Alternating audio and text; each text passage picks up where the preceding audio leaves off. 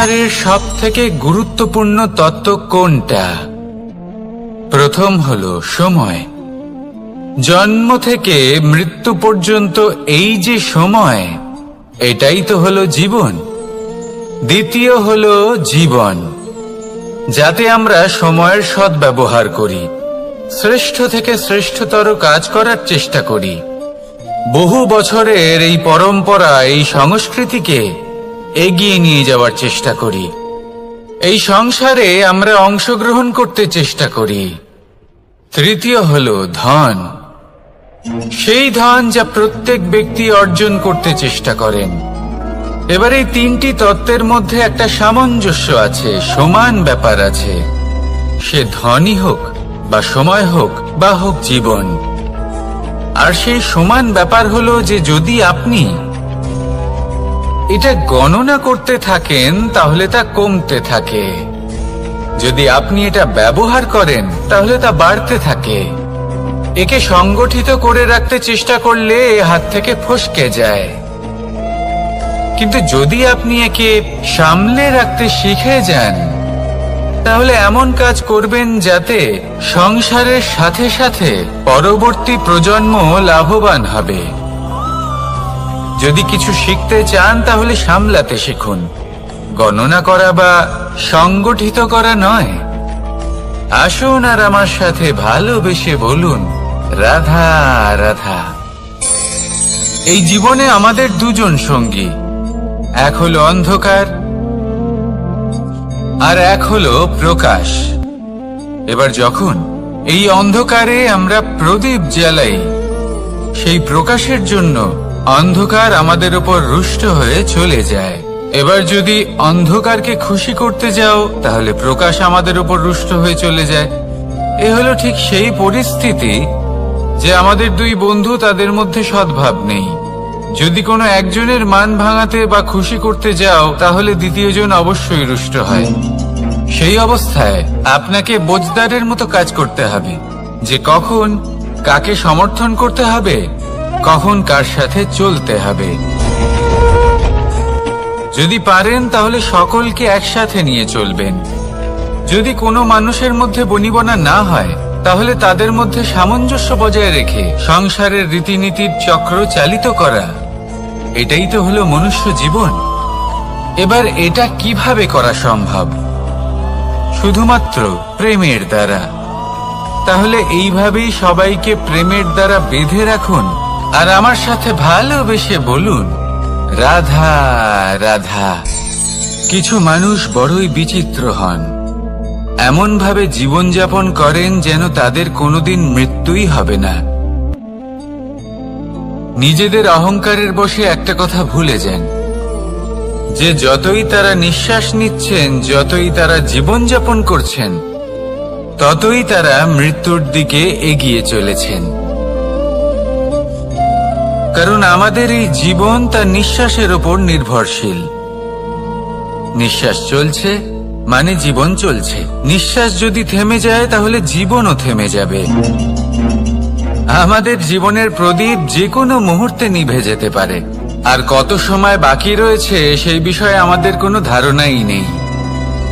তাই যে মুহূর্ত আমরা এখন যাপন করছি সেটার সদ্ব্যবহার করে নেওয়া যাক, কোনো শুভ কর্ম করে নেওয়া যাক, এমন কোনো কর্ম যার দ্বারা আমাদের ব্যক্তিত্বতে এমন এক চমক আসে যে আমাদের মৃত্যুর পরেও এই সংসার আমাদের চিরস্মরণীয় করে।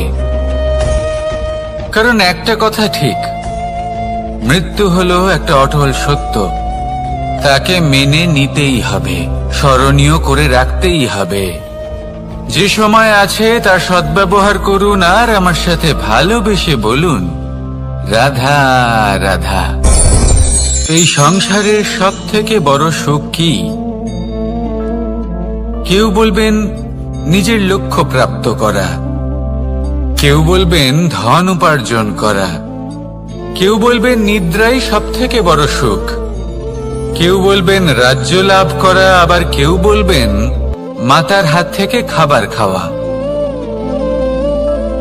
আদি ইত্যাদি। কিন্তু যদি সত্যি কথা বলি, এই সংসারের সব থেকে বড় সুখ হলো সেবা করা।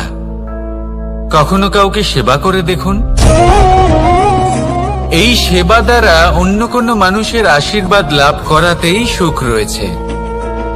আপনার সেবা ভাব দ্বারা যখন কোনো মানুষ নিজের অন্তরাত্মা থেকে আপনাকে আশীর্বাদ করে, তার থেকে বড় সুখ আর কিছুই নেই। কারণ প্রত্যেক মানুষের মধ্যে ঈশ্বর বাস করেন। নরের সেবাই হলো নারায়ণের সেবা। নিষ্কাম সেবা করাই হলো সব থেকে বড় সুখ। তাই নিজের অন্তরে সেবার এই ভাব জাগ্রত করুন। যে সুখের কথা আমি বলছি, সেই সুখ অনুভব করেই দেখুন। এই মন সুপ্রসন্ন হয়ে বলবে, রাধা রাধা। মানুষের এই জীবন, মানুষ জন্ম নেয়, একটা নির্দিষ্ট সময়ের পরে এই সংসার ত্যাগ করে চলেও যায়। এবার শুধু এটাই আবশ্যক নয় যে এই জীবনকালকে আপনি যাপন করবেন, শুধু এটাই গুরুত্বপূর্ণ নয়। আবশ্যক এবং গুরুত্বপূর্ণ হলো এটা যে এই জীবনকালে আপনি এমন কিছু করেন যাতে এই সংসারের মঙ্গল হয়, যাতে এই সংসার আপনাকে মনে রাখে, আপনার থেকে প্রেরিত হয়, আপনার মতো হতে চায়।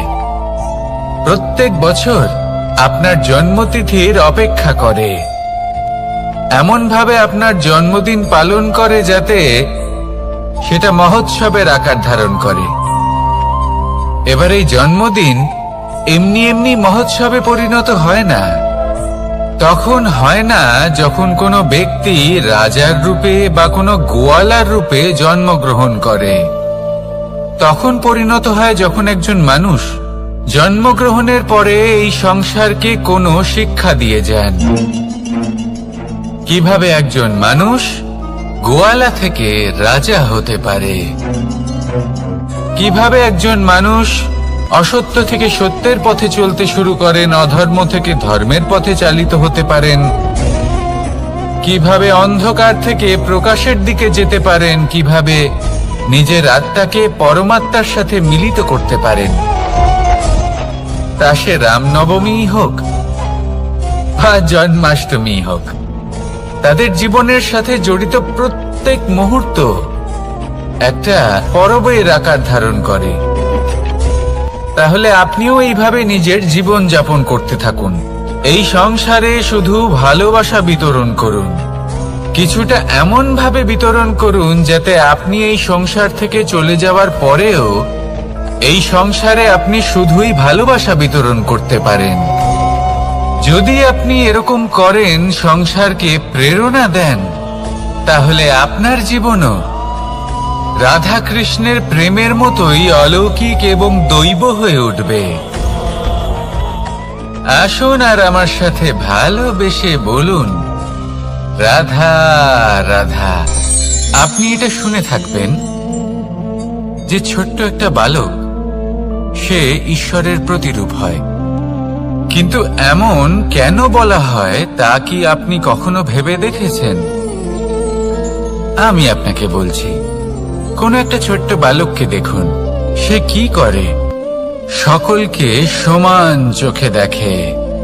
ওর মনে না কোনো ছলনা রয়েছে, না কোনো কপটতা, না অহংকার রয়েছে, আর না কোনো বিষয় নিয়ে কোনো চিন্তা। সকলকে সে সমান চোখে দেখে আর নিজের মধ্যেই প্রসন্ন থাকে, সকল বিকার থেকে মুক্ত। এগুলোই তো সেই গুণ সেই বালকের মধ্যে, যা হলো ঈশ্বর স্বরূপ। এবার ভেবে দেখুন, যদি প্রত্যেকটা মানুষ এই ছোট বালকের মতো সেই সব গুণ নিজের মধ্যে জাগ্রত করে তোলে, তাহলে কি হবে? তারাও ঈশ্বর তুল্য হয়ে উঠবে। তাই আপনিও এটাই করুন, নিজের মনকে বিকার মুক্ত করুন সেই ছোট্ট বালকের মতো।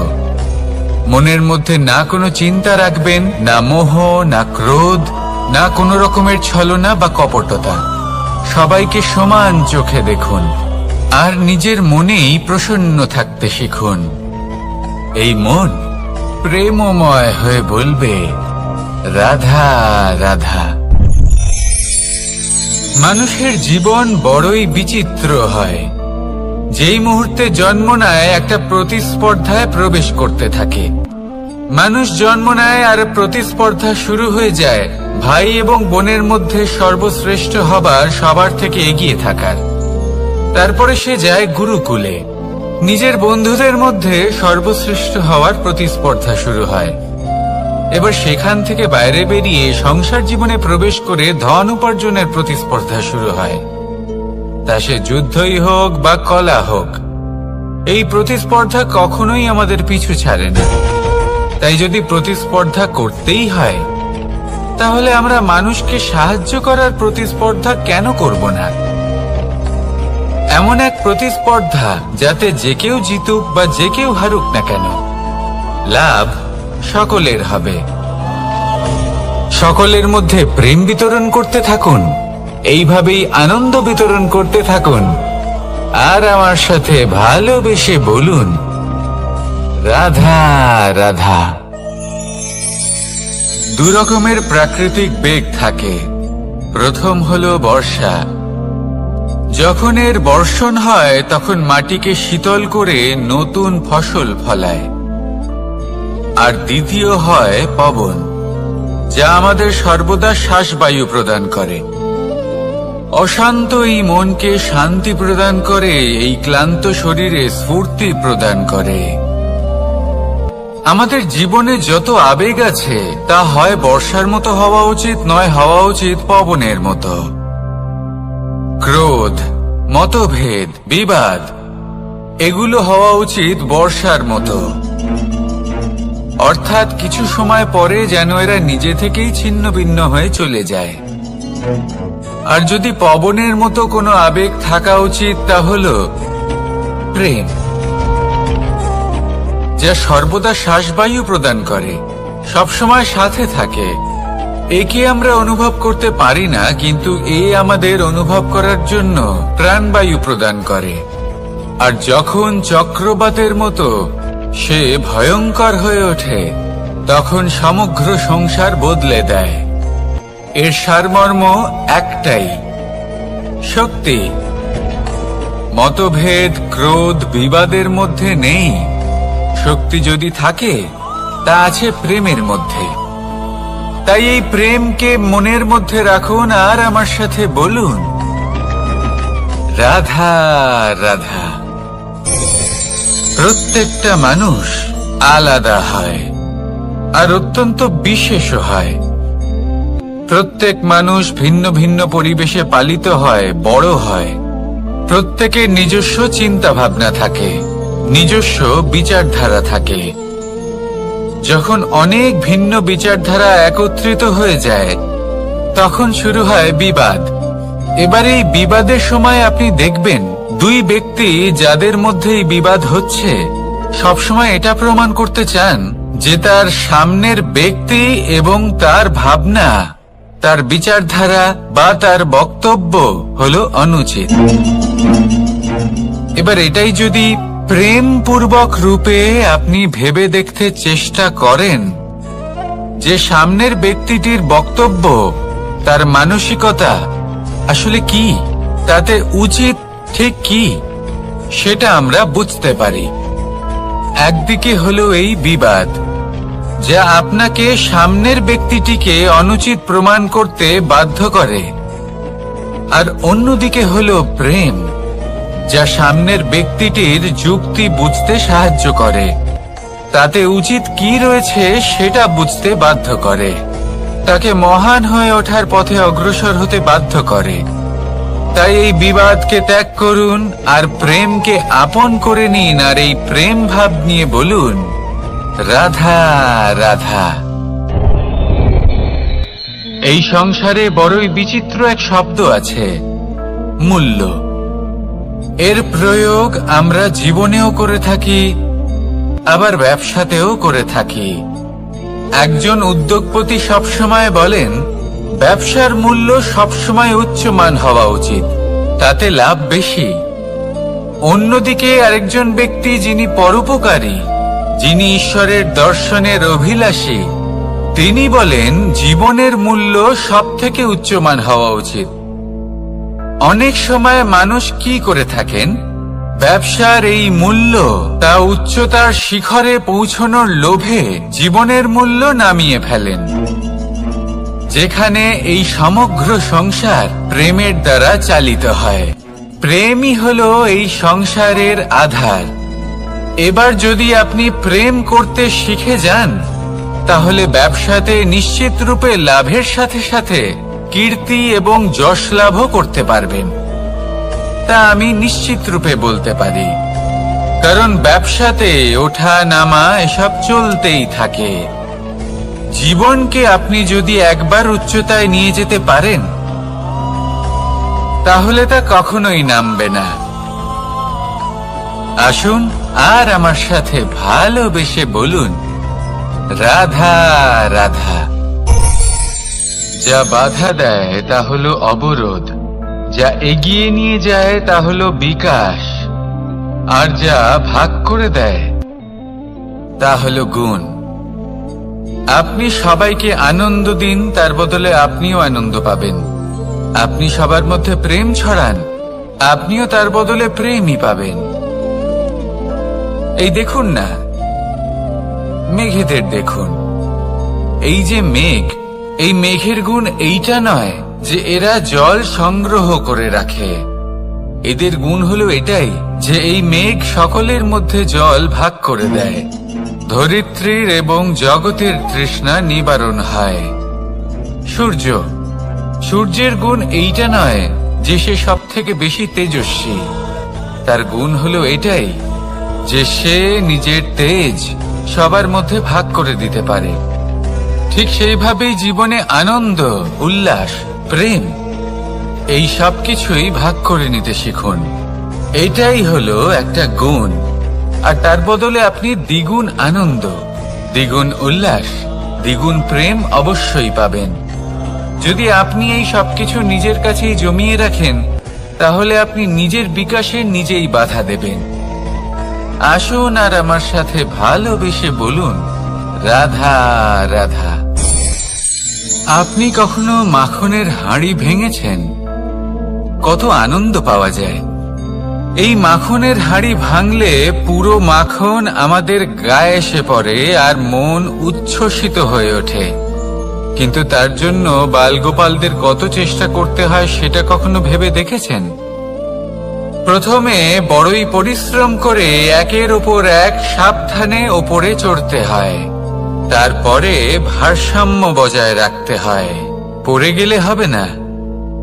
তারপর এই হাতের দ্বারা সেই মাখনের হাঁড়ি ভাঙতে হয়, তখন মাখন পড়ে। এবার এরকমই কিছু আমাদের জীবনে আমাদের সাথেও হয়। এবার আপনি বলবেন যে মাখনের হাঁড়ি ভাঙার এই প্রক্রিয়া, তার সাথে জীবনের কি সম্পর্ক থাকতে পারে? আসলে আমাদের মনের মাঝেও একটা হাঁড়ি রয়েছে, অহংকারের হাঁড়ি। আর এই অহংকারের হাঁড়ি যখন ভেঙে যায়, তখন প্রসন্ন হবার আনন্দ চতুর্দিকে ছড়িয়ে পড়ে। এই মন, এই আত্মা, এই দুই প্রসন্ন হয়ে যায়। কিন্তু তার জন্য আপনাদেরকেও বালগোপালের মতো চেষ্টা করে যেতেই হবে, ভারসাম্য বজায় রাখতেই হবে মনের মাঝে এবং এই বুদ্ধিতে, ভালো এবং মন্দের মধ্যে, লোভ এবং পরমার্থের মধ্যে। আর তারপর নিজে হাতে অহংকারের এই হাঁড়ি ভেঙে দিতে হয়। দেখুন, যদি ঈশ্বরের সঙ্গ লাভ করতে চান, তাহলে অহংকারের এই হাঁড়ি ভাঙতেই হবে। আসুন আর আমার সাথে ভালোবেসে বলুন, রাধা রাধা। মুঠো হাতের শক্তি বেশি, মুঠো খুললেই তা দুর্বল।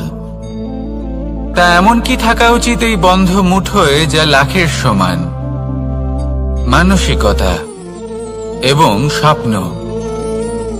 মানুষ জন্মগ্রহণ করে, তার মানসিকতা সময়ের সাথে উন্নত হয়। মানসিকতা অনুযায়ী সে স্বপ্ন দেখে, আর সেই স্বপ্ন সার্থক করতে সে পরিশ্রম করতে থাকে। কিন্তু খুব গুরুত্বপূর্ণ একটা কথা আছে যা আপনার মনে রাখা উচিত।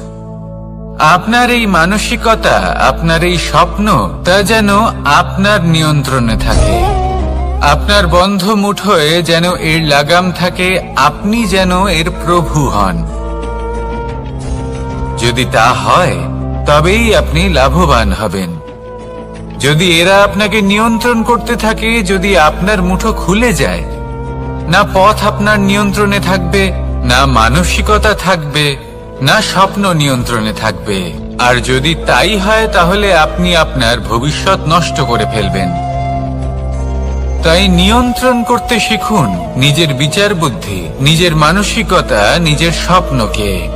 নিজের এই স্বপ্ন পূরণ করুন আর আমার সাথে ভালোবেসে বলুন, রাধা রাধা। এই সংসারের সব থেকে কঠোর ধাতুর মধ্যে একটি হলো লোহা। লোহা দিয়ে আমরা অনেক অস্ত্র শস্ত্র লাভ করি, অনেক বস্তুও লাভ করি। এবার এই লোহাকে কাটার জন্য, একে কোনো আকার দেওয়ার জন্য কি প্রয়োগ করতে হয়? লোহা। এবার এই কথাটা আমরা সকলেই জানি যে লোহার দ্বারাই লোহাকে কাটতে হয়। এবার এই কথা আমি আপনাকে কেন বলছি? এরপরে খুব বড় একটা প্রশ্ন আসে, যা খুব বড় শিক্ষা দিয়ে যায়।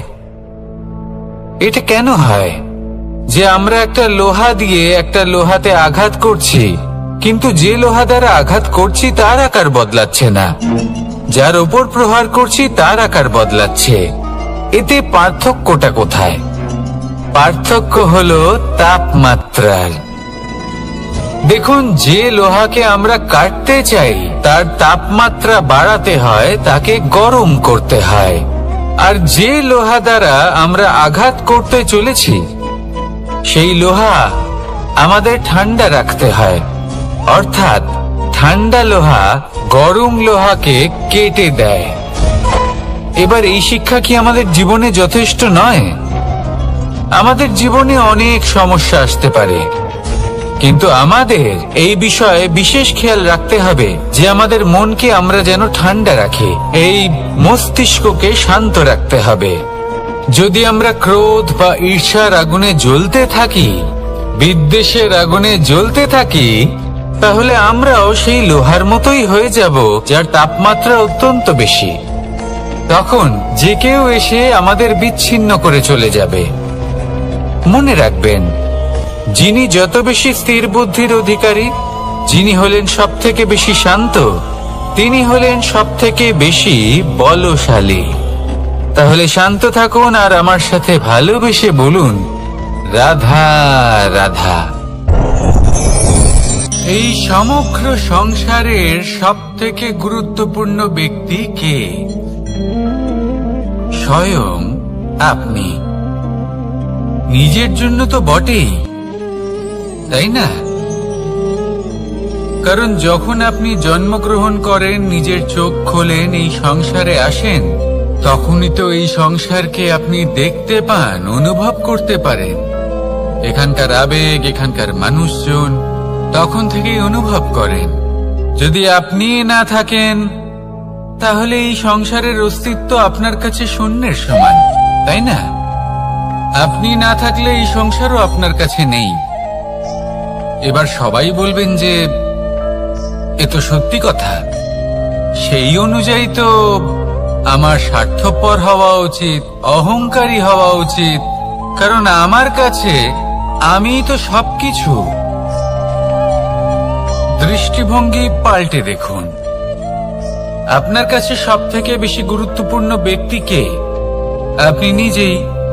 সেই মানুষটি কেমন হওয়া উচিত একটু ভেবে দেখুন। সব সময় সকলকে সাহায্য করুন, একসাথে মিলে পরিশ্রম করুন, সাহায্য করুন অন্যদেরকে। এটা অতি আবশ্যক। এবং তার থেকেও বেশি গুরুত্বপূর্ণ হলো এটাই যে আপনার মনে যেন কখনো এই বিষয়ে ভয় না থাকে যে আমি আমার প্রিয়জনদের, আমার কাছের মানুষগুলিকে হারিয়ে ফেলব। এই ভয় কখনোই মনের মধ্যে থাকা উচিত নয়। যদি ভয় থাকে তাহলে থাকুক এই বিষয়ে যে সকল মানুষ আমার জীবন থেকে, আমার থেকে দূরে চলে যাচ্ছেন, তাদের বাধা দিতে দিতে আমি যেন নিজেকেই না হারিয়ে ফেলি। নিজের অস্তিত্বকেই না হারিয়ে ফেলি, নিজের ব্যক্তিত্বকে, নিজের বিচারধারাকে, নিজের করুণার শক্তি না হারাই, তাহলে এই ভয় ত্যাগ করুন আর আমার সাথে ভালোবেসে বলুন, রাধা রাধা। মানুষের দুটো রূপ রয়েছে। এক, আমাদের এই মুখ, যা শুধুই চোখে দেখা যায়, আর দ্বিতীয়, আমাদের এই মন, যা শুধুমাত্র অন্তরাত্মা দ্বারা দেখা যায়। এবার আমাদের এই মুখ, তা ঈশ্বর সকলকেই আগে থেকেই প্রদান করেছেন, কিন্তু এই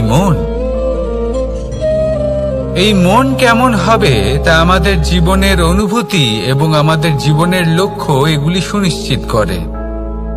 অর্থাৎ নেত্র দিয়ে দেখা যায় আমাদের এই মুখ, তা শুধুই এই কারণে প্রয়োজন যাতে সংসার আমাদের দেখতে পায়, আমাদের চিনতে পারে। কিন্তু যদি এই সংসারে আপনি প্রকৃত অর্থে মান সম্মান লাভ করতে চান, তাহলে নিজের অন্তরাত্মাকে আপনাকে বিকশিত করতেই হবে। দেখুন, কথায় আছে, এই যে অসুর, তা শারীরিকভাবে উপস্থিত নয়, তা মনের মধ্যে থাকে। যদি এই মন থেকে অসুরকে বের করে দেওয়া যায়, তাহলে শরীরে তা উপস্থিত থাকবেই না। তাই মনকে শুদ্ধ করুন আর আমার সাথে ভালোবেসে বলুন, রাধা রাধা। প্রয়াস, পরিশ্রম, এই শব্দগুলি শুনতে হয়তো ছোট মনে হয়, কিন্তু এর মূল্য অনেকটাই অধিক। এবার প্রয়াসও কিন্তু দুই ধরনের হয়। একটা প্রয়াস তাই, যা আমরা নিজের মন থেকে, অন্তর থেকে সমগ্র শক্তি দিয়ে করার চেষ্টা করি। এবারে এই প্রয়াস প্রচেষ্টার নামান্তর। কিছু প্রয়াস এমন হয় যেমন দ্রুতক্রীড়া খেলা। মানুষ বলেন, আজ একটু প্রয়াস করি, একটু দ্রুতক্রীড়া খেলেই দেখি, যদি বিজয়ী হই তবে ভালো ব্যাপার, যদি না হই তবে আর কখনো খেলবো না। এটাও কিন্তু প্রয়াস, কিন্তু এই প্রয়াস পরিশ্রম নয়। পাণ্ডবদের দেখুন, ওনারা যখন পরিশ্রম করেছিলেন, তখন খাণ্ডবপ্রস্থকেও ইন্দ্রপ্রস্থ বানিয়েছিলেন। দ্রুতক্রীড়া খেললেন, সেই মুহূর্তেই ইন্দ্রপ্রস্থ হারিয়ে ফেললেন। পরিশ্রম করলেন, সগৌরবের রাজা হলেন। দ্রুতক্রীড়া খেললেন, তখন এক মুহূর্তে রাজা থেকে নিঃস্ব হয়ে গেলেন। সারমর্ম এটাই যে দ্রুতক্রীড়া কখনো কখনো আপনার মিত্র হতে পারে, কখনো সে আপনাকে বিজয়ী করতে পারে, কিন্তু প্রয়াস এবং পরিশ্রম যখন একসাথে মিলিত হয়, তখন তা সর্বদাই আপনার সাথে থাকে। প্রয়াস করতে থাকুন, পরিশ্রম করতে থাকুন, আর আমার সাথে ভালোবেসে বলুন, রাধা রাধা। মানুষ কখনো কখনো সময়কে নিয়ন্ত্রণ করতে চেষ্টা করে, কখনো কখনো সময়ের গুরুত্ব বুঝতে পারে না। এটা ভাবে যে এই কিছু মুহূর্ত কেটে যাক, একে অতিবাহিত করি, তাহলে কি বা হবে, কয়েকটা মুহূর্ত মাত্র। কিন্তু তা নয়। আজকের একটা মুহূর্ত ভবিষ্যতের অনেক বড় পরিবর্তনের ভিত হতে পারে। আজকের একটা মুহূর্ত আপনার ভবিষ্যৎকে উজ্জ্বল করে তুলতে পারে। সেই জন্য ছোট ছোট মুহূর্তগুলিকে অদেখা করবেন না। সময়কে কাজে লাগান, পূর্ণরূপে কাজে লাগান। এবার যদি আপনি কাউকে সাহায্য করতে চান আর সেই কারণেই যদি থেমে থাকেন, তাহলে ঠিক আছে, কারণ আপনি কাউকে সাহায্য করে তার জীবনকে আরো ভালো করে তুলতে চাইছেন, আরো শ্রেষ্ঠ করতে চাইছেন।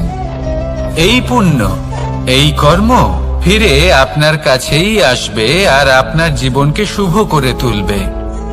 কিন্তু যদি আপনি আলস্যের কারণে থেমে থাকেন এবং কিছুই না করেন, সময় নষ্ট করেন, তাহলে কিন্তু একটাই ঘটনা ঘটবে, আপনার ভবিষ্যৎ বিপদগ্রস্ত হয়ে পড়বে, আর কিছুই নয়। সেই জন্য এটা বোঝা প্রয়োজন যে কখন থামতে হবে এবং কেন থামতে হবে। যদি আপনার থামার কারণ এবং সময় অনুচিত হয়ে থাকে, তাহলে আপনার ভবিষ্যৎ কখনোই উচিত হতে পারে না।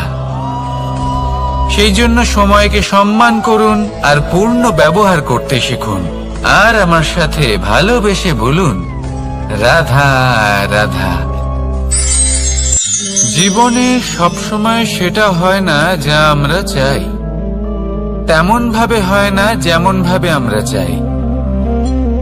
এবার তাতে আমরা দুঃখ পাই, নিরাশ হয়ে পড়ি, ভাগ্যকে দোষ দিই অথবা অন্য কাউকে বা নিজেকে। কিন্তু সত্যটা কি সেটা আমাদের জানতে হবে। এই সংসার নির্মিত হয়েছে পাহাড় দ্বারা এবং পাথর দ্বারা, তাই প্রত্যেক স্থানে ছোট ছোট ছোট ছোট নুড়ি পাথর তো অবশ্যই থাকবে। এগুলো এড়িয়ে যাওয়া সম্ভব নয়, আর এই কথাটা আমরা সকলে জানি। এবার এইভাবেই আমাদের জীবনে নানান রকমের সমস্যা লেগেই থাকে। এর হাত থেকে কোনোভাবেই নিস্তার পাওয়া সম্ভব নয়। একটা সমস্যা এড়াতে যান, দ্বিতীয় চলে আসবে, দ্বিতীয় সমস্যা এড়াতে যান, তৃতীয় চলে আসবে। কিন্তু সমস্যা জীবনে থাকবেই, আর আপনাকে সাহায্য করার জন্যই থাকবে কোনো না কোনো রূপে। আপনার চারপাশে পাথর আছে, এটা আপনার উপর নির্ভরশীল আপনি কি করবেন, কোন পথে অগ্রসর হবেন এবং কিভাবে অগ্রসর হবেন। এবার দেখুন, এটা তো সবসময় সম্ভব নয় যে আপনার পদতলে ফুলের চাদর থাকবে, এটা তো অসম্ভব। সেই জন্য উচিত এটাই হবে যে আপনি পাদুকা পরিধান করে জীবনে অগ্রসর হন। এর সারমর্ম এটাই, যখনই জীবনে সমস্যা আসবে দৃঢ় হয়ে সম্মুখীন হন এবং এটা বোঝার চেষ্টা করুন যে এই সমস্যা জীবনে কেন এলো, কি শিক্ষা দিয়ে গেল। আপনার মধ্যে দোষ অবশ্যই থাকবে, তাকে গুণে পরিবর্তিত করুন। এই জীবন আরো বেশি সহজ সরল হবে এবং প্রসন্ন হয়ে বলবে, রাধা রাধা। অনেক মানুষ আমাকে এসে বলেন যে কানাই, তোমার কথাগুলি তো আর কি বা বলি, তোমার কথা কি থেকে কি করে ফেলতে পারে, অসম্ভবকে সম্ভব করে ফেলতে পারে। এত শক্তি তোমার কথাতেই রয়েছে, তো অন্য কিছু করার কোনো প্রয়োজনই কোথায়? এবার ওনারা এই কথাটা বুঝতে পারেন না যে জ্ঞান শুধুমাত্র শব্দের সমন্বয় মাত্র, কিন্তু এর অর্থ কি সেটা জানার জন্য অনুভব করা প্রয়োজনীয়, সেই পথে চলা প্রয়োজনীয়। এই অভিজ্ঞতাই আপনাকে অর্থ বুঝিয়ে দেবে। ঠিক যেমন তুমি কর্ম করতে থাকো, ফলের চিন্তা করো না, এটা শুধুই শব্দ।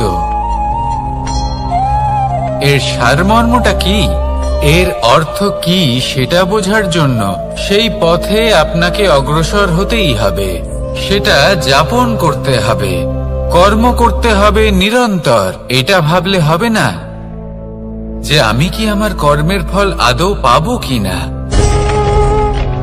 তবেই আপনি এই কথার অর্থ বুঝতে পারবেন।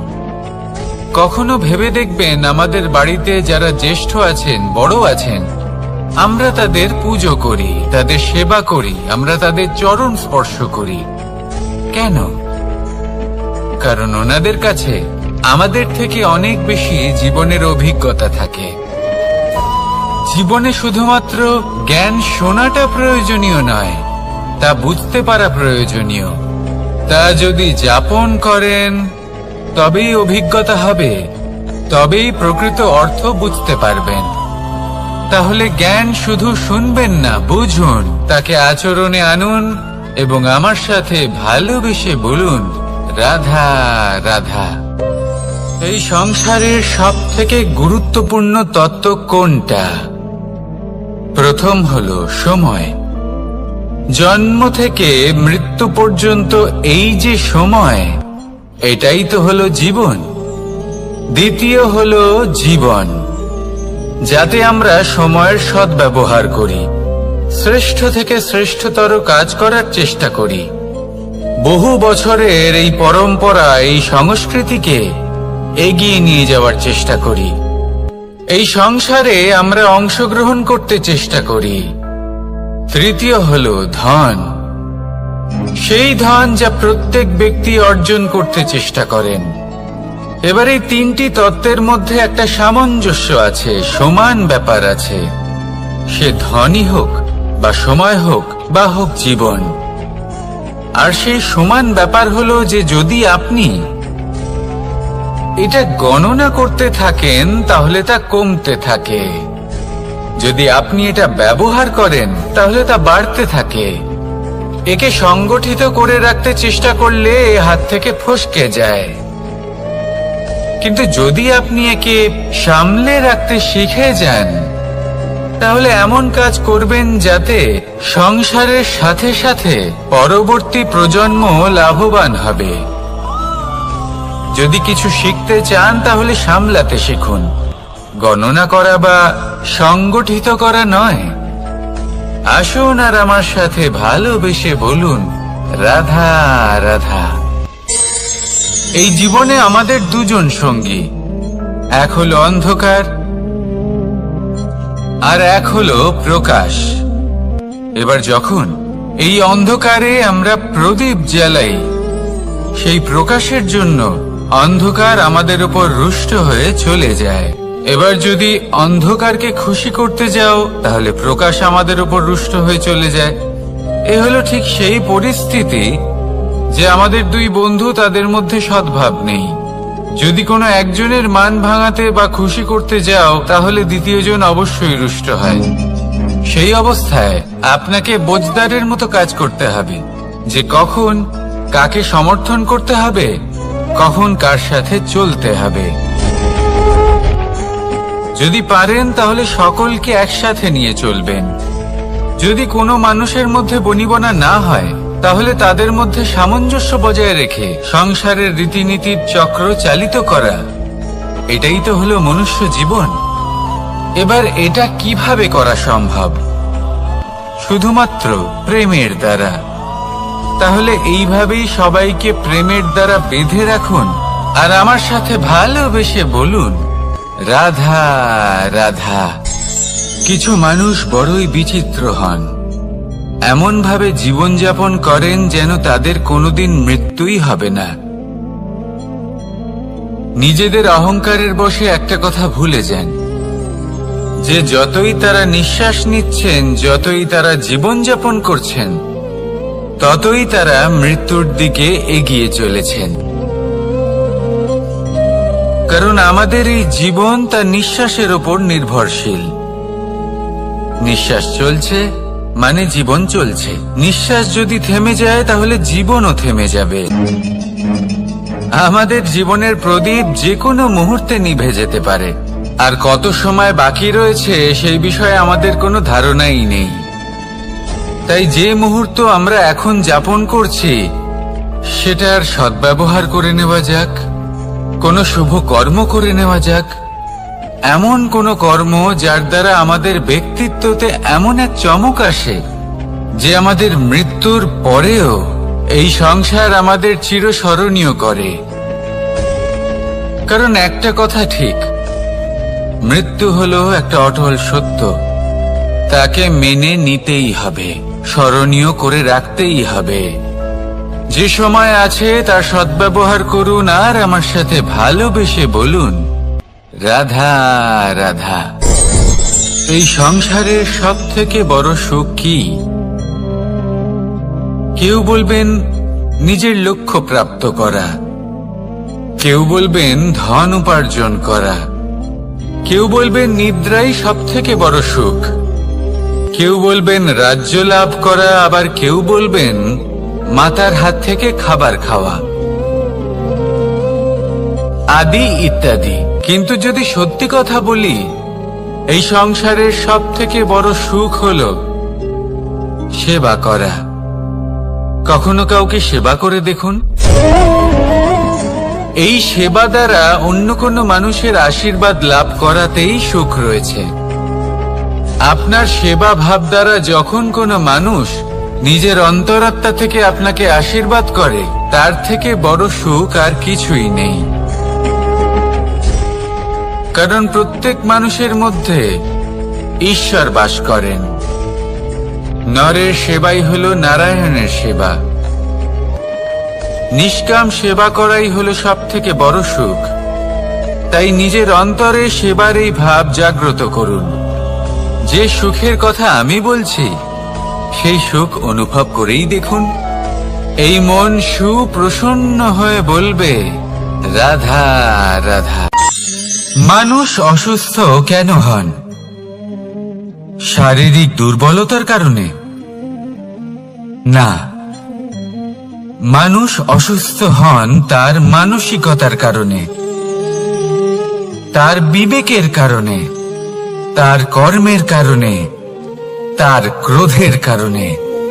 আর যখন কেউ সুস্থ হন, ঠিক হয়ে যান, তার মানে এটা নয় যে শুধু ওষুধের জন্য তিনি সুস্থ হয়েছেন। না, এটা কারোর তার প্রতি প্রেমের প্রভাব, বিশ্বাসের প্রভাব, সম্বলের প্রভাব। শুধুমাত্র ওষুধ দিয়ে কিছুই হয় না। যদি মনে প্রেম থাকে, বিবেক থাকে, বিশ্বাস থাকে, সম্বল থাকে, তবেই সেই ওষুধ কাজ করতে পারে। তাই মনে রাখবেন, এই জীবন হলো অত্যন্ত ছোট। মনে প্রেম ভাব রাখুন, মিত্রতা করুন, শত্রুতা নয়। ভালোবাসুন, বিদ্বেষ নয়। আর এই ভালোবাসার সাথেই বলুন, রাধা রাধা। জীবন, এই জীবনের সত্য কি? জন্ম, যেখান থেকে জীবন আরম্ভ হয়, নাকি সমাপ্তি? মৃত্যু, যেখানে জীবন শেষ হয়ে যায়। জীবনের সত্য এটা নয়, সবকিছু এটা নয়। ভালো করে ভেবে দেখলে কিছুই যায় আসে না যে আপনার জন্ম কোথায় হয়েছে, কিভাবে হয়েছে। এতেও কিছু যায় আসে না যে আপনার মৃত্যু কোথায় হবে, কিভাবে হবে। যায় আসে তখন, গুরুত্বপূর্ণ হলো এটাই যে জীবন আপনি যাপন করেছেন তার উদ্দেশ্য কি ছিল, কি ভাবনা নিয়ে আপনি বেঁচেছেন। এখন যদি আপনি এমন কিছু করেন যার দ্বারা এই সংসার আপনার থেকে জীবন যাপনের প্রেরণা পেতে পারে, মৃত্যুর পরেও আপনার কর্ম দেখে তা স্মরণ করে জীবনে বাঁচতে শেখেন, তাহলে তার তাৎপর্য হলো আপনি নিজের কর্মের দ্বারা, নির্বাচনের দ্বারা অমর হয়ে গেছেন। দেখুন, জীবনে দুশ্চিন্তা করা হলো বৃথা, মৃত্যুর ভয়ও হলো বৃথা। কারণ আত্মা কখনো মরে না, তাকে কেউ শেষ করতে পারে না। না কাল, না মৃত্যু, আর না সময়। যদি এমন কিছু থাকে যা আপনার আত্মাকে শেষ করে দিতে পারে, তাহলে তা আপনারই নিজের দুষ্কর্ম। তাই এই যে জীবনকাল আপনার কাছে রয়েছে, তাতে শুধু শুভ কর্ম করুন, দুশ্চিন্তা করা ত্যাগ করুন। এমন কর্ম করুন যা দেখে সংসার উচিত পথে চলে আসবে, শুভ কর্ম করবে। যদি আপনার মৃত্যুর পরে সংসার আপনাকে স্মরণ করে শিক্ষা লাভ করে, উচিত পথে চলে, প্রেরিত হয়, তাহলে আপনিও অমর হয়ে যাবেন। আসুন আমার সাথে ভালোবেসে বলুন, রাধা রাধা। কথায় আছে, যা কিছু অন্তর থেকে নিঃসৃত হয় তা অশুভ হয় না। অশুভ হলো সেই বোধ, সেই ইচ্ছে যা অন্তর থেকে নিঃসৃত হলেও কখনোই বিবেকের দ্বারা পরখ করা হয় না। এমনই একটা অনুভূতি হলো ক্রোধ। এই ক্রোধ আপনার বিবেকই হরণ করে নেয়, আপনার করুণা হরণ করে নেয়। আপনি ভাবনা চিন্তা করার যোগ্যতাই হারিয়ে ফেলেন। এবার যদি আপনি সংসারকে নিয়ন্ত্রণ করতে চান, ভবিষ্যতের ওপর নিয়ন্ত্রণ রাখতে চান, বর্তমানের ওপর নিয়ন্ত্রণ রাখতে চান, তাহলে প্রথমে নিজের ক্রোধের উপর নিয়ন্ত্রণ করা শিখতে হবে, কারণ এই ক্রোধ আপনার বন্ধু নয়, এ আপনার শক্তি নয়, এ হলো আপনার দুর্বলতা, আর এটা শত্রুর শক্তি বাড়িয়ে তোলে, আর শেষ পর্যন্ত ক্ষতি আপনারই হয়। তাই এই ক্রোধকে নিজের নিয়ন্ত্রণে রাখুন। অশুভ মন্তব্য আপনা থেকেই অসফল হয়ে যাবে। আসুন আমার সাথে ভালোবেসে বলুন, রাধা রাধা।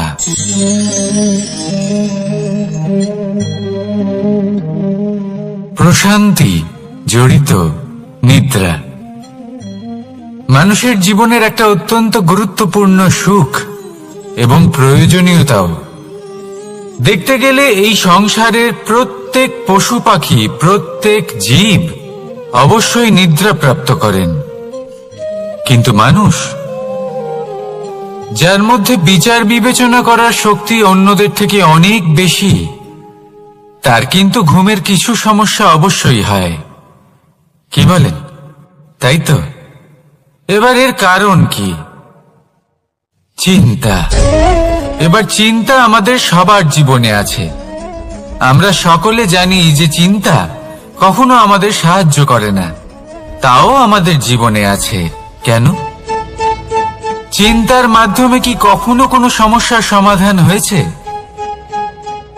অর্থের চিন্তা করলে কি অর্থ লাভ হয়? ভবিষ্যতের চিন্তা করলে কি ভবিষ্যৎ ঠিক হয়ে যায়? স্বাস্থ্যের চিন্তা করলে কি স্বাস্থ্য নিজে থেকেই ঠিক হয়? হয় না। তাহলে এই সব কিছু থেকে আমাদের একটা ছোট্ট শিক্ষা অবশ্যই লাভ করা উচিত। আপনিও আপনার কাঁধ থেকে চিন্তার এই বোঝা নামিয়ে ফেলুন। আর ইচ্ছে, এই সব ইচ্ছে একত্রিত হয়ে আমাদের মনে চিন্তা উৎপন্ন করে। তাই এই চিন্তাগুলিকে ত্যাগ করুন। প্রকৃতির প্রেমের উপর বিশ্বাস রাখুন। মনে রাখবেন, যিনি চিন্তা মুক্ত হবেন তিনি চিতা মুক্ত হবেন। সুখের নিদ্রা প্রাপ্ত করুন, আর নিদ্রায় যাবার আগে আমার সাথে ভালোবেসে বলুন, রাধা রাধা। মহাদেব, সেই দেবতা যিনি মহান, যাকে দেবতাদের দেবতা বলা হয়, যিনি হলেন আমার আরাধ্য। কখনো আপনার মনে এই প্রশ্ন এসেছে যে শিবকেই কেন মহাদেব বলা হয়, অন্য কোনো দেবতাকে কেন বলা হয় না? সেই কারণে, কারণ মহাদেবের মধ্যে, ওনার মধ্যে এমন এক বিশেষ গুণ রয়েছে যা অন্য কারোর নেই। তা হলো নিঃস্বার্থ হয়ে মানুষের সেবা করা। যদি প্রয়োজন পড়ে, যদি সৃষ্টির পথে বিনাশের কালো মেঘ ছেয়ে থাকে, তখন নিজের প্রাণের চিন্তা না করে হলাহল পান করার জন্য প্রস্তুত থাকেন মহাদেব। আর এই অদ্বিতীয় ত্যাগের জন্যই শিবকে মহাদেব বলে ডাকা হয়। এবার যদি কোনো মানুষও নিঃস্বার্থ ভাবনার দ্বারা নিজেকে অর্পণ করে দেয় এই জগতের কল্যাণের জন্য, মানুষের সেবার জন্য, তাহলে তিনিও মহাপুরুষ, মহামানব হতে পারেন। যদি কেউ অভুক্ত থাকেন, তাহলে নিজের থালা থেকে অর্ধেক খাবার তাকে দিয়ে দিন। যদি কেউ অসুস্থ হন, তাহলে তাকে সেবা করার, চিকিৎসা করার চেষ্টা করুন। এই জীবন শুধু নিজের জন্য নয়, অন্যদের প্রতি, সমস্ত সংসারের প্রতি উৎসর্গ করুন। যদি এইসব মানুষ শিখে যান, তাহলে তিনি মহাদেবের পথে অগ্রসর হতে পারেন। যদি মানুষ নিঃস্বার্থ ভাবনার দ্বারা এই সংসারের সেবা করতে শিখে যান, তাহলে তিনি নিশ্চিত রূপে মহামানব অবশ্যই হতে পারবেন। আসুন আমার সাথে ভালোবেসে বলুন, রাধা রাধা। স্বর্ণ, হিরে, মুক্ত, মানিক, এই সব কিছুকে আগে পাথর বলা হতো। তাহলে এমন কি হলো যে এদের রত্ন বলা হয়? আর রত্ন তা বাস্তবে আসলে কি? এটা হলো সেই পাথর যাকে আগে আগুনের তাপ সহ্য করতে হয়েছে, পরখ করা হয়েছে, যাচাই করা হয়েছে, এদের কাটার চেষ্টা করা হয়েছে, কিন্তু তারা কখনোই নষ্ট হয়নি, বরং তারা আরো উদ্ভাসিত হয়েছে, আরো উজ্জ্বল হয়েছে, এই সংসারে আরো প্রকাশ ছড়িয়ে দিয়েছে। সেই জন্য এরা হলো এত অমূল্য, সেই জন্য এরা হলো বহুমূল্য, সেই জন্য এদের রত্ন বলা হয়।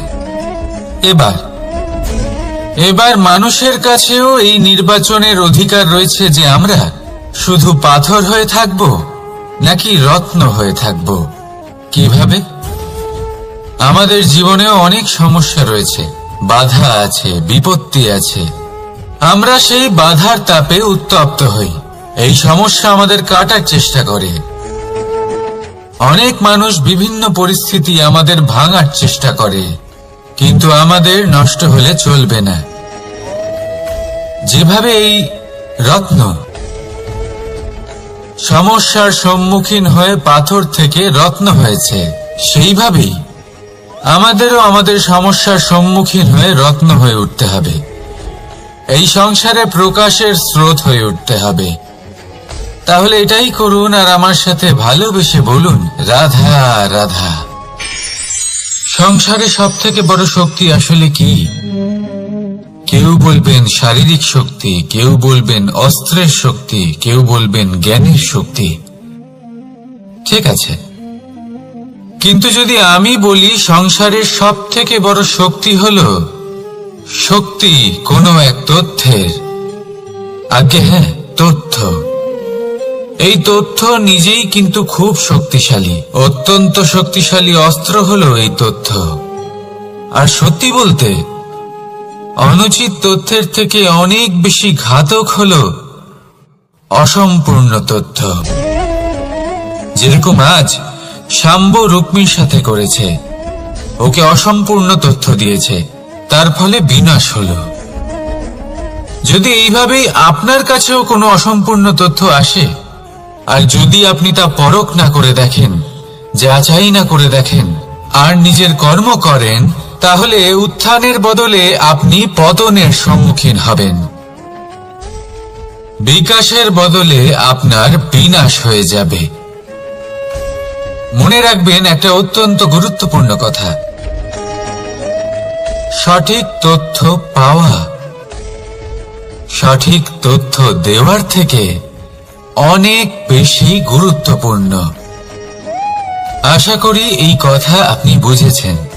জীবনে যখনই কোনো তথ্য আপনি পাবেন, সেই বিষয়ে ভেবে দেখুন, পরখ করে দেখুন, যাচাই করুন, তারপর নিজের কর্ম করুন।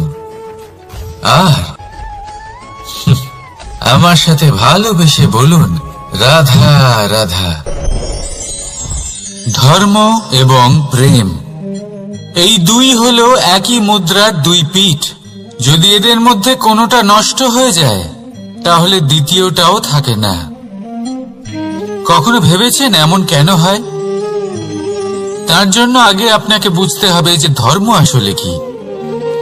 ধর্ম সেটাই যা এই সংসারের প্রত্যেক মানুষকে একে অপরের সাথে সুখ এবং শান্তিতে থাকতে প্রেরণা যোগায়। এই প্রেরণার আধার হলো প্রেম। প্রেম সেটাই যা আপনার মধ্যে অন্য কারোর প্রতি করুণাবোধ জাগিয়ে তোলে, সম্মান জাগিয়ে তোলে। এবার যদি প্রেম চলে যায়, তাহলে সবার আগে বিনাশ হবে সম্মান আর করুণাবোধের। এবার যেখানে না প্রেম রয়েছে, না সম্মান রয়েছে, না করুণা রয়েছে, সেখানে ধর্ম কিভাবে বাস করবে? অশুভ ইচ্ছে জাগ্রত হয়ে ওঠে, ক্রোধ জাগ্রত হয়ে ওঠে, অহংকার জাগ্রত হয়ে ওঠে, আর তারপর আরম্ভ হয় অধর্মের। তাই যা যা ভাবনা আপনার অন্তরে প্রবেশ করছে, করতে দিন, কিন্তু যাই হোক না কেন, এই প্রেমকে নিজের থেকে দূরে যেতে দেবেন না। এই প্রেমকে চিরকাল নিজের কাছে রাখুন, নিজের হৃদয়।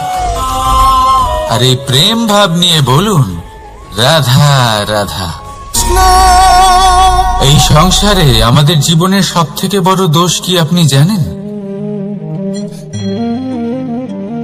কেউ বলবেন লোভ, কেউ বলবেন লালসা, কেউ বলবেন অসত্য। দেখুন, দুঃখের মূল কারণ হলো পরিশ্রম না করা। কিছু মানুষ ভাবেন যে আমি জীবনে কোনো পরিশ্রম করব না, অথচ আমি সবকিছু প্রাপ্ত করতে চাই। আর এমন এক কারণের জন্যই দূতের মতো খেলা আমাদের জীবনে প্রবেশ করার সুযোগ পায়। দূত, এই দূত আসলে কি? দূত অর্থাৎ কোনো পরিশ্রম ছাড়াই অন্য কেউ পরিশ্রম করে যা অর্জন করেছেন, যে সুখ সুবিধা অর্জন করেছেন, তা নিজের জন্য শুধুমাত্র একটা খেলার মাধ্যমে নিজের করে নেবার ইচ্ছে। আর এই ইচ্ছে অত্যন্ত বিনাশকারী হতে পারে। এই ইচ্ছে যদি আপনার বিবেক, আপনার মন, আপনার চেতনা, আপনার ভাবনা প্রবাহিত করে ফেলে, তারপরে আপনি চেষ্টা করতে শুরু করে দেবেন, আর সেইখান থেকেই আপনার পতন শুরু হবে। এই চেষ্টা করবেন যে অন্য কারোর জীবনের সমস্ত ধন, তার সমস্ত জীবন সম্পূর্ণভাবে নিজের করে নেওয়া। কারণ প্রথমে আশা জাগ্রত হয়, আর এই আশা হতাশায় পরিণত হতে সময় লাগে না। এই হতাশা কুণ্ঠায় পরিণত হতে সময় লাগে না, কুণ্ঠা লোভে পরিণত হতে সময় লাগে না, আর এই লোভ প্রতিশোধ স্পৃহাতে পরিণত হতে সময় লাগে না। আর যখন এই সব কিছু হয়, আপনি দুষ্ট হয়ে যান। আর সবাই জানেন যে প্রত্যেক দুষ্ট ব্যক্তির পতন হলো অবশ্যম্ভাবী। তাই নিজেকে দূতের থেকে দূরে রাখুন আর পরিশ্রমকে নিজের কাছে টেনে নিন। জীবনে আপনার যা যা স্বপ্ন রয়েছে, যা আপনি করতে চান, শুধুই পরিশ্রম দ্বারা অর্জন করুন। তাহলে তাই করুন, আর আমার সাথে ভালোবেসে বলুন, রাধা রাধা। জীবনে কিছু শেখা অত্যন্ত গুরুত্বপূর্ণ। এবার কি কি শিখতে হবে, সেই সব শেখানোর জন্য অনেক শিক্ষক রয়েছেন। কিন্তু কি শিখবেন না আর কি করবেন না, এটা আমাদের নিজের অভিজ্ঞতা দিয়ে শিখতে হয়। কিন্তু তার মানে এটা নয় যে যদি আপনাকে শিখতে হয় যে আগুনের তাপ কতটা, আপনাকে আগুনের মধ্যে হাত দিতে হবে। না, অন্য কারোর অভিজ্ঞতা দ্বারাও শিখতে পারেন। প্রশ্ন শুধুমাত্র একটাই যে আপনি কি শিখতে চান নাকি চান না। যদি আপনি এটাই ভাবেন যে আমি শুধুই নিজের অভিজ্ঞতা দ্বারাই শিখতে চাই, তাহলে জীবনকাল ছোট মনে হবে, অনেক কিছুই শিখতে পারবেন না। তাই নিজের সাথে সাথে বড়দের অভিজ্ঞতার দ্বারাও শেখা শুরু করে দিন। এই সংসারের অভিজ্ঞতা দ্বারা শিখতে শুরু করে দিন। আর এটা নিশ্চিত রূপে শেখা আবশ্যক যে কখন কি করবেন না, কোথায় থামতে হবে আর কোথায় থামবেন না।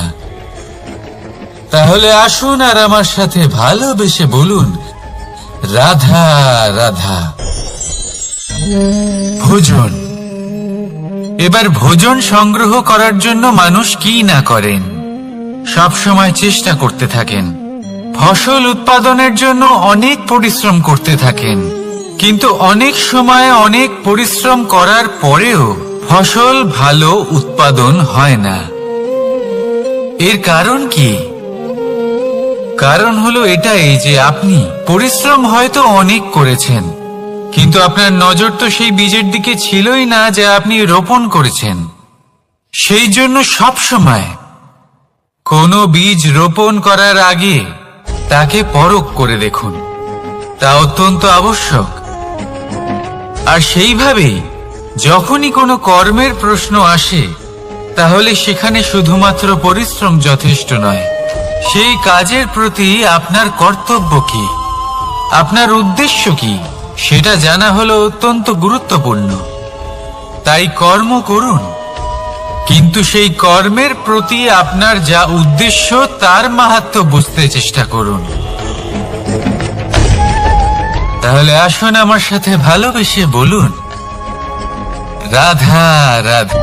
জীবনে যখনই কোনো বস্তু বা সুখ স্বাচ্ছন্দ্য অধিক মাত্রায় আপনার কাছে চলে আসে, তখন নিজেকে শ্রেষ্ঠ মনে করার একটা প্রবণতা দেখা যায়, যা হয় আত্মবিশ্বাসে পরিণত হয়, নয়তো অহংকারে।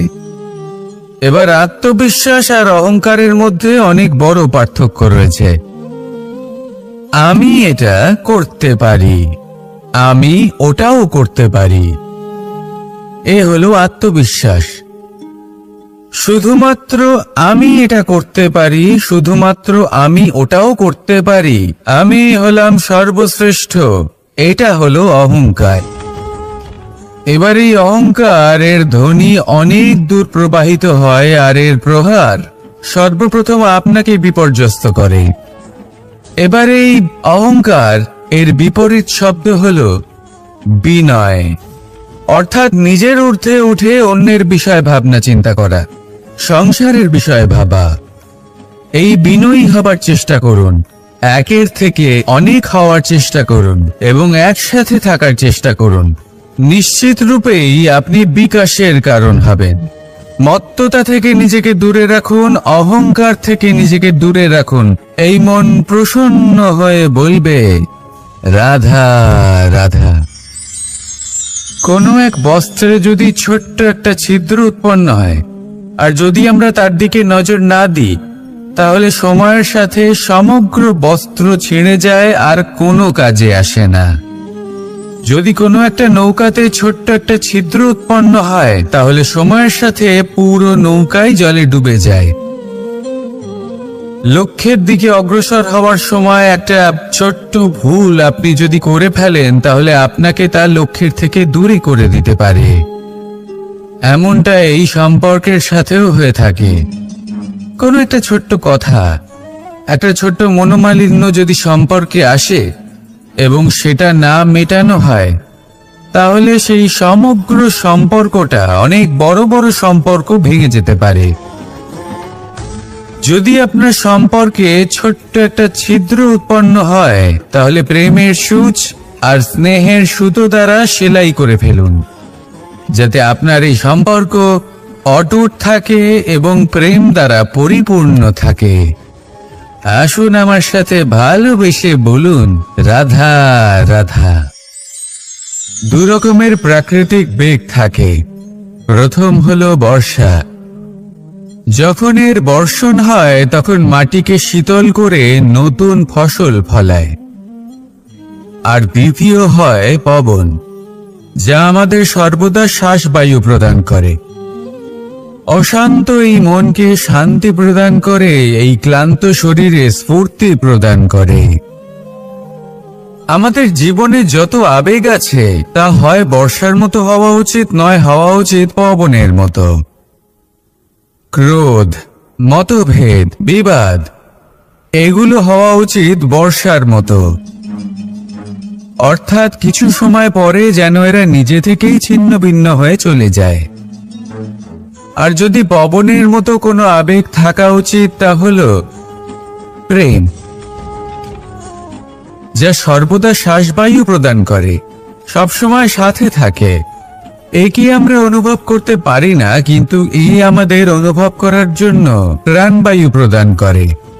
আর যখন চক্রবাতের মতো সে ভয়ঙ্কর হয়ে ওঠে, তখন সমগ্র সংসার বদলে দেয়।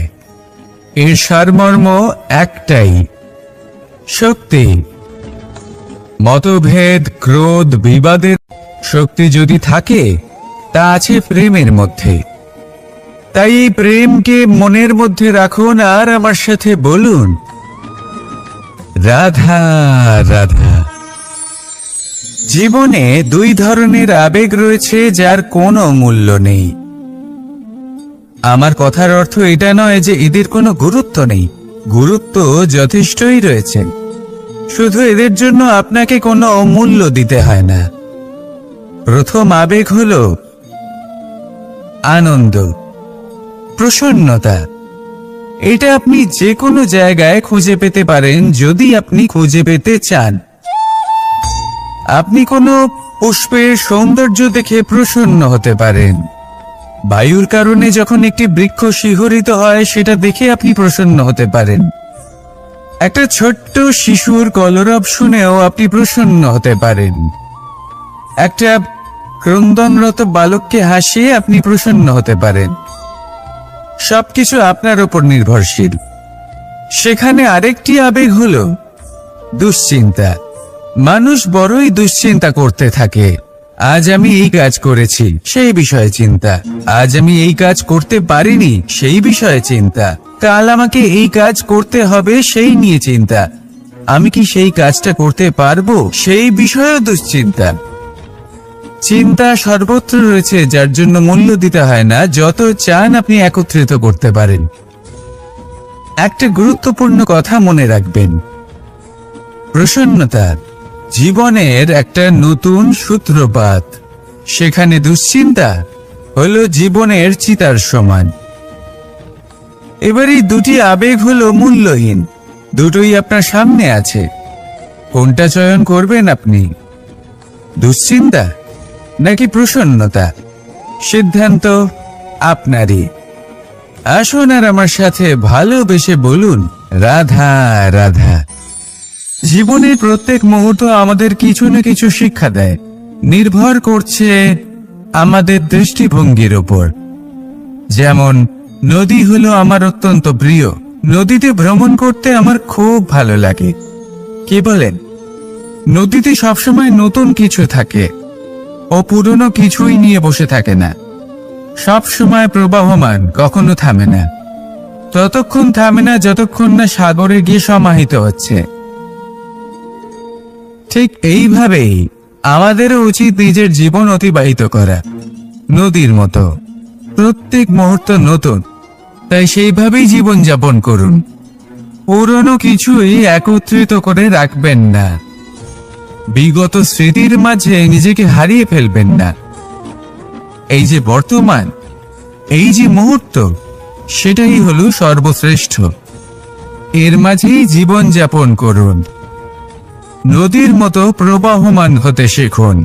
আপনি শিখে গেলে তাহলে মনে রাখবেন, আমার আপনার মাঝে বিচরণ করতে বড়ই ভালো লাগবে। যে ব্যক্তি আনন্দের সাথে জীবনের প্রত্যেকটা মুহূর্ত অতিবাহিত করে কোনো চিন্তা ছাড়াই প্রবাহমান হয়, কখনোই থামে না যতক্ষণ না মুক্তি লাভ করছেন, এমন ব্যক্তির মধ্যেই রাধাকৃষ্ণ বসবাস করেন। তাহলে আসুন আমার সাথে ভালোবেসে বলুন, রাধা রাধা। আপনি অবশ্যই কোনো গাছ দেখে থাকবেন যেখানে অনেক ফল রয়েছে। সেই গাছের ডালগুলি নিজে থেকেই নত হয়ে যায়। কেন? যাতে মানুষ, প্রাণী, এরা সকলে যাতে সেই ফল খুব সহজে গ্রহণ করতে পারেন।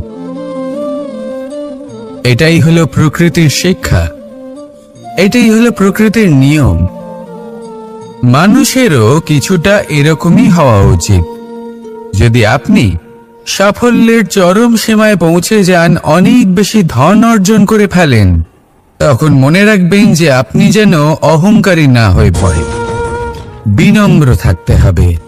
সেই ধনকে ব্যবহার করতে হবে উচিত কাজের জন্য। সেই ধনের দ্বারা সমাজের মঙ্গল করা উচিত। সকল মানুষকে সাহায্য করা উচিত যাদের ধনের অভাব আছে। যদি ধনী হওয়া সত্ত্বেও আপনি ধনের সদ্ব্যবহার এই সমাজের মঙ্গলের জন্য, তার ভালোর জন্য না করেন, যদি আপনি ধন দান না করেন, তাহলে এই ধন অহংকার রূপী বিষে পরিণত হয়ে আপনাকেই নাশ করবে।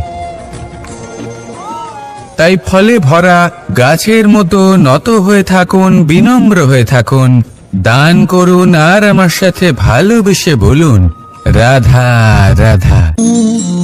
চল, এ হলো জীবনের আধার, পঞ্চতত্ত্বের মধ্যে একটি, আর অত্যন্ত বিশেষ। এর থেকে অনেক বড় শিক্ষা পাওয়া যায়। এই জল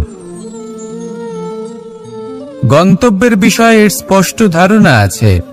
ও জানে ওর লক্ষ্য কি, আর প্রয়াস করে ততদূর সে পৌঁছেও যায়।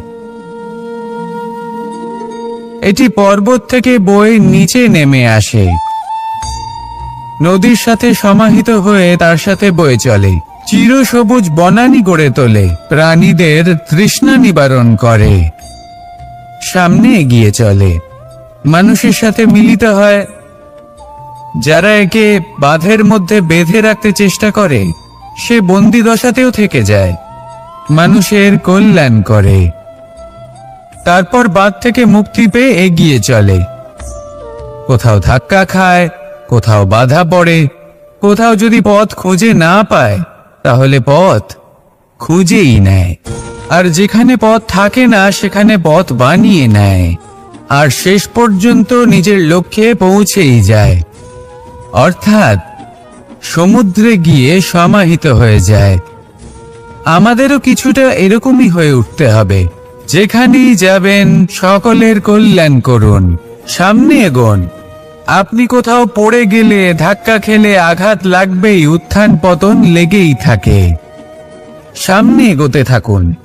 কোথাও পথ না পেলে তা খুঁজে নিন, কোথাও পথ না থাকলে তা বানিয়ে নিন। নিজের গন্তব্যের কথা সব সময় মনে রাখুন। শেষ পর্যন্ত নিজের মোক্ষ লাভ আপনি অবশ্যই করবেন। আর আমার সাথে ভালোবেসে বলুন, রাধা রাধা। মানুষ অসুস্থ কেন হন? শারীরিক দুর্বলতার কারণে? না, মানুষ অসুস্থ হন তার মানসিকতার কারণে, তার বিবেকের কারণে, তার কর্মের কারণে, তার ক্রোধের কারণে। আর যখন কেউ সুস্থ হন, ঠিক হয়ে যান, তার মানে এটা নয় যে শুধু ওষুধের জন্য তিনি সুস্থ হয়েছেন। না, এটা কারোর তার প্রতি প্রেমের প্রভাব, বিশ্বাসের প্রভাব, সম্বলের প্রভাব। শুধুমাত্র ওষুধ দিয়ে কিছুই হয় না। যদি মনে প্রেম থাকে, বিবেক থাকে, বিশ্বাস থাকে, সম্বল থাকে, তবেই সেই ওষুধ কাজ করতে পারে। তাই মনে রাখবেন, এই জীবন হলো অত্যন্ত ছোট। মনে প্রেম ভাব রাখুন, মিত্রতা করুন, শত্রুতা নয়।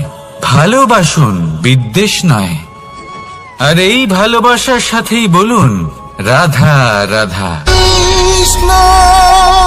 জীবন, এই জীবনের সত্য কি? জন্ম, যেখান থেকে জীবন আরম্ভ হয়, নাকি সমাপ্তি? মৃত্যু, যেখানে জীবন শেষ হয়ে যায়।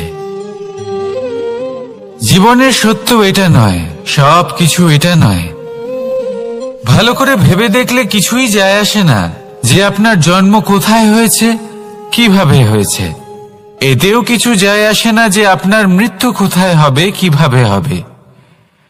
যায় আসে তখন, গুরুত্বপূর্ণ হলো এটাই যে জীবন আপনি যাপন করেছেন তার উদ্দেশ্য কি ছিল, কি ভাবনা নিয়ে আপনি বেঁচেছেন। এখন যদি আপনি এমন কিছু করেন যার দ্বারা এই সংসার আপনার থেকে জীবন যাপনের প্রেরণা পেতে পারে, মৃত্যুর পরেও আপনার কর্ম দেখে তা স্মরণ করে জীবনে বাঁচতে শেখেন, তাহলে তার তাৎপর্য হলো আপনি নিজের কর্মের দ্বারা, নির্বাচনের দ্বারা অমর হয়ে গেছেন। দেখুন, জীবনে দুশ্চিন্তা করা হলো বৃথা, মৃত্যুর ভয়ও হলো বৃথা। কারণ আত্মা কখনো মরে না, তাকে কেউ শেষ করতে পারে না। না কাল, না মৃত্যু, আর না সময়। যদি এমন কিছু থাকে যা আপনার আত্মাকে শেষ করে দিতে পারে, তাহলে তা আপনারই নিজের দুষ্কর্ম। তাই এই যে জীবনকাল আপনার কাছে রয়েছে, তাতে শুধু শুভ কর্ম করুন, দুশ্চিন্তা করা ত্যাগ করুন। এমন কর্ম করুন যা দেখে সংসার উচিত পথে চলে আসবে, শুভ কর্ম করবে। যদি আপনার মৃত্যুর পরে সংসার আপনাকে স্মরণ করে শিক্ষা লাভ করে, উচিত পথে চলে, প্রেরিত হয়, তাহলে আপনিও অমর হয়ে যাবেন। আসুন আমার সাথে ভালোবেসে বলুন, রাধা রাধা। কথায় আছে, যা কিছু অন্তর থেকে নিঃসৃত হয় তা অশুভ হয় না। অশুভ হলো সেই বোধ, সেই ইচ্ছে যা অন্তর থেকে নিঃসৃত হলেও কখনোই বিবেকের দ্বারা পরখ করা হয় না। এমনই একটা অনুভূতি হলো ক্রোধ। এই ক্রোধ আপনার বিবেকই হরণ করে নেয়, আপনার করুণা হরণ করে নেয়। আপনি ভাবনা চিন্তা করার যোগ্যতাই হারিয়ে ফেলেন।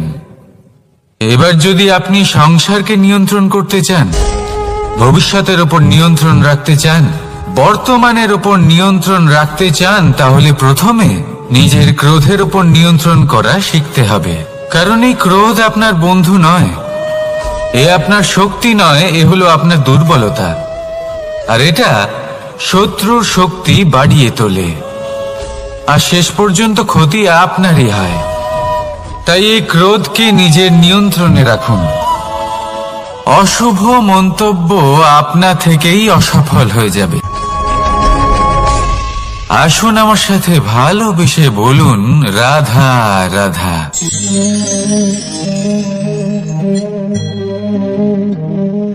প্রশান্তি জড়িত নিদ্রা মানুষের জীবনের একটা অত্যন্ত গুরুত্বপূর্ণ সুখ এবং প্রয়োজনীয়তাও। দেখতে গেলে এই সংসারের প্রত্যেক পশু পাখি, প্রত্যেক জীব অবশ্যই নিদ্রা প্রাপ্ত করেন, কিন্তু মানুষ, যার মধ্যে বিচার বিবেচনা করার শক্তি অন্যদের থেকে অনেক বেশি, তার কিন্তু ঘুমের কিছু সমস্যা অবশ্যই হয়। কি বলেন? তাই তো। এবার এর কারণ কি? চিন্তা। এবার চিন্তা আমাদের সবার জীবনে আছে। আমরা সকলে জানি যে চিন্তা কখনো আমাদের সাহায্য করে না, তাও আমাদের জীবনে আছে। কেন? চিন্তার মাধ্যমে কি কখনো কোনো সমস্যার সমাধান হয়েছে? অর্থের চিন্তা করলে কি অর্থ লাভ হয়? ভবিষ্যতের চিন্তা করলে কি ভবিষ্যৎ ঠিক হয়ে যায়? স্বাস্থ্যের চিন্তা করলে কি স্বাস্থ্য নিজে থেকেই ঠিক হয়? হয় না। তাহলে এই সব কিছু থেকে আমাদের একটা ছোট্ট শিক্ষা অবশ্যই লাভ করা উচিত। আপনিও আপনার কাঁধ থেকে চিন্তার এই বোঝা নামিয়ে ফেলুন। আর ইচ্ছে, এই সব ইচ্ছে একত্রিত হয়ে আমাদের মনে চিন্তা উৎপন্ন করে। তাই এই চিন্তাগুলিকে ত্যাগ করুন। প্রকৃতির প্রেমের উপর বিশ্বাস রাখুন। মনে রাখবেন, যিনি চিন্তা মুক্ত হবেন তিনি চিতা মুক্ত হবেন।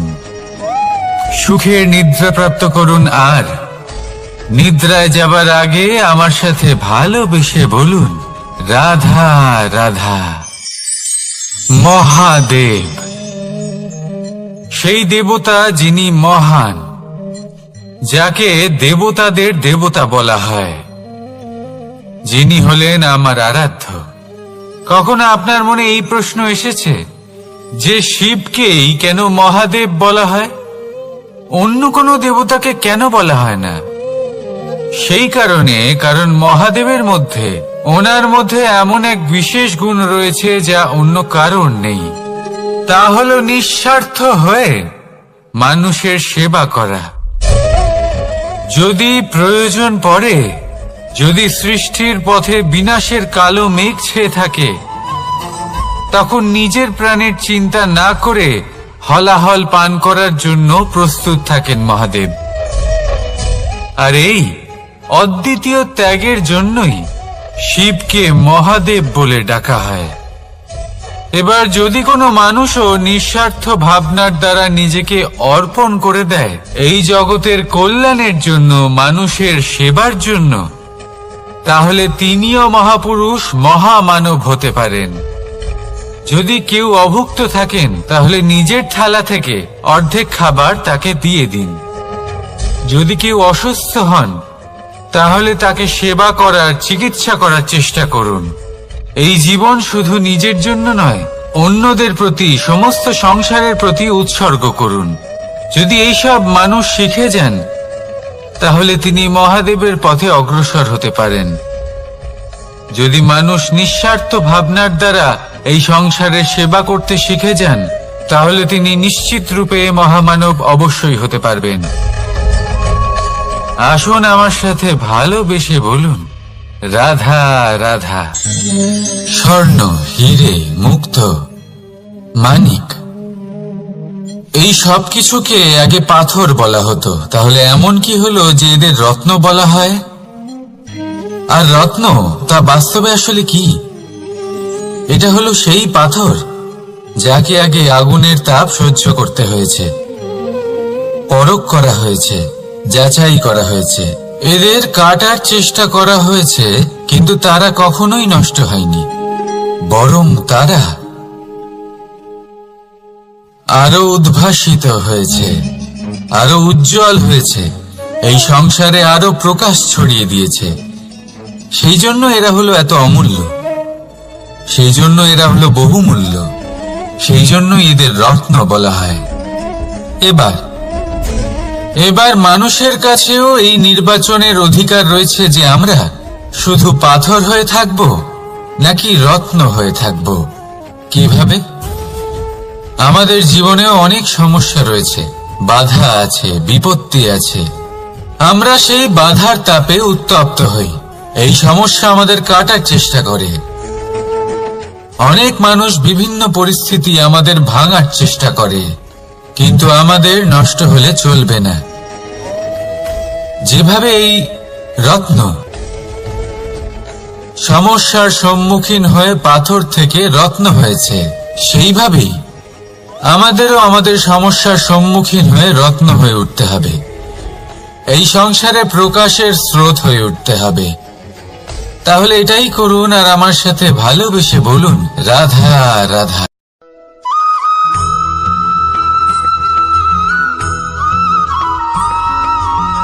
আমরা যখনই কোনো যাত্রায় যাব বলে মনে করি, তখনই আমরা প্রস্তুত থাকি আসন্ন বিপদের জন্য বা সংকটের জন্য।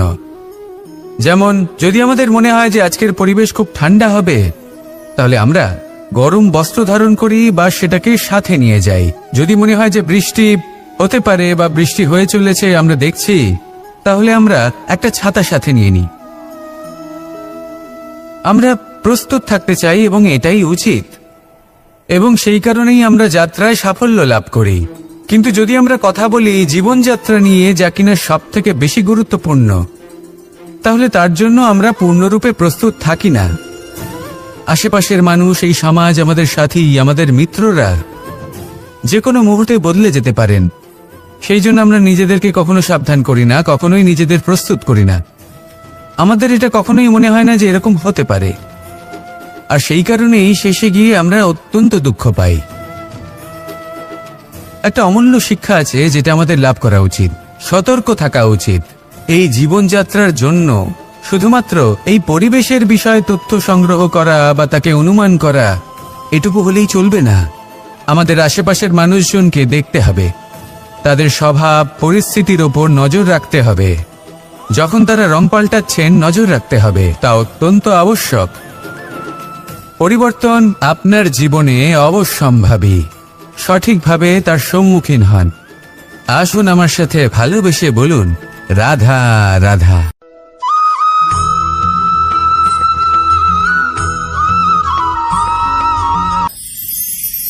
ঈশ্বর আসলে কে? সংসারের বেশিরভাগ মানুষের কাছে ঈশ্বর হলেন এই সংসারের রচয়িতা, পালনকর্তা।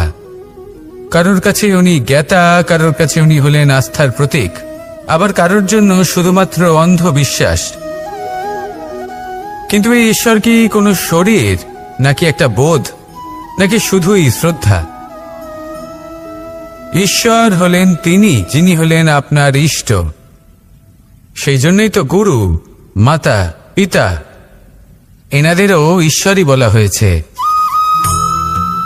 যাদেরকে আমরা ঈশ্বর বলে মনে করি, যারা আমাদের ইষ্ট, তারা আমাদের একটি পথ দেখান, একটি দিকে চালিত করেন। সেই পথে চলে আপনি শুভ কর্ম করতে পারেন। আর যখন কোনো ব্যক্তি তার ঈশ্বরের আদেশ পালন করেন, তখন সে নিজে থেকেই শুভ পথে অগ্রসর হয়ে যান। বেশ কয়েকজন মানুষ ঈশ্বরের ওপর আস্থা রাখেন এবং ভাবেন যে অনুচিত কোনো কাজ করা উচিত নয়, ঈশ্বর দেখছেন। ওনারা ভয় পান যে কোনো অনুচিত কর্ম করলে কে জানে তার পরিণাম কি হবে। এমন অনেক ব্যক্তি রয়েছেন যারা ঈশ্বরকে বিশ্বাস করেন এবং জানেন যে ঈশ্বর তাদেরকে দেখছেন, তাই যে যে শুভকর্ম ওনারা করেছেন তার ফল তারা অবশ্যই পাবেন। এবার আপনি ভয় পেয়ে ঈশ্বরকে বিশ্বাস করবেন নাকি বিশ্বাসের দ্বারা ঈশ্বরকে বিশ্বাস করবেন, সেই সিদ্ধান্ত আপনারই। কিন্তু হ্যাঁ, যদি আপনার মনে ঈশ্বরের জন্য কোনো স্থান থাকে, যদি আপনার কোনো ইষ্ট থাকেন, যদি আপনি কাউকে ঈশ্বর মনে করেন যার প্রত্যেক আদেশ আপনি পালন করে থাকেন, তাহলে বলি ঈশ্বর কখনো আপনাকে অনুচিত পথে চালিত করবেন না। আসুন আমার সাথে ভালোবেসে বলুন, রাধা রাধা।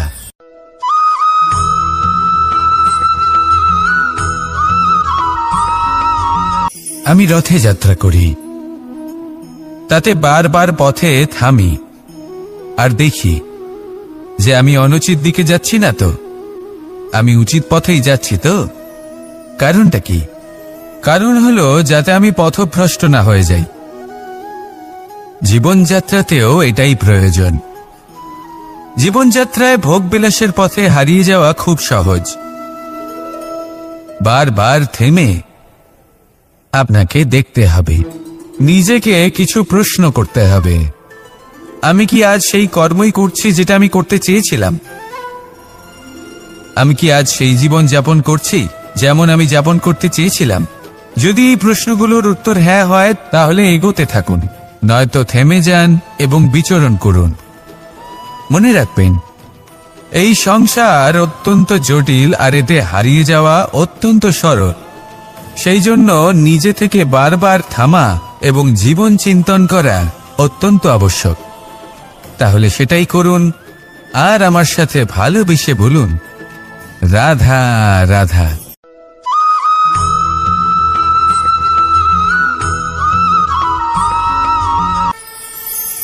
কথায় আছে যে স্বপ্ন এবং লক্ষ্য হলো একটি মুদ্রারই দুটি দিক।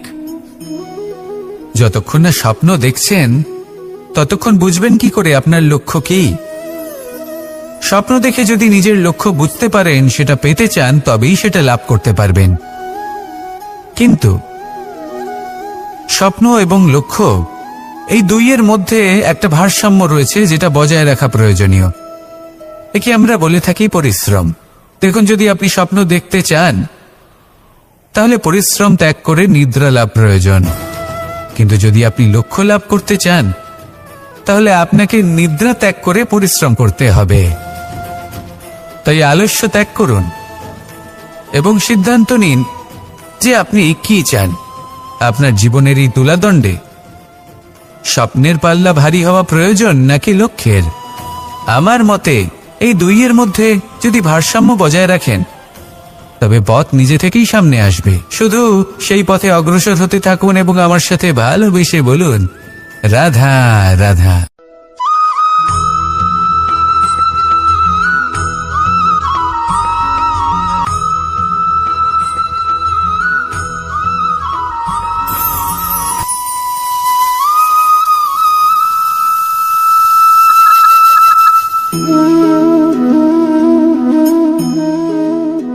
মোহনের বাঁশির এই সুর, এই সঙ্গীত কার না পছন্দ হয়?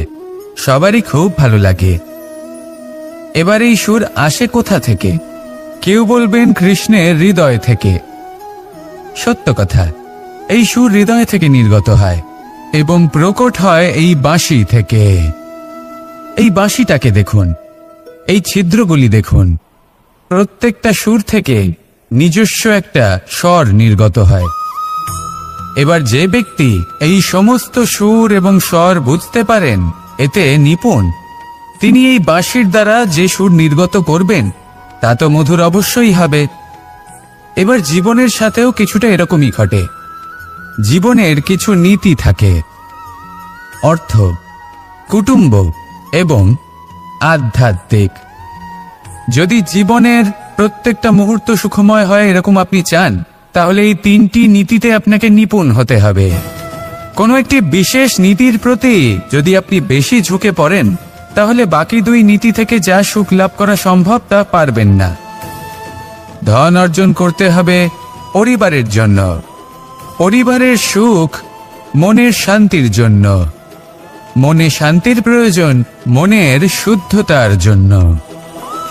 যখন এই মন শুদ্ধ হবে, জীবন শুদ্ধ হবে, পবিত্র হবে, সুন্দর হবে এবং ভালোবেসে বলবে রাধা রাধা।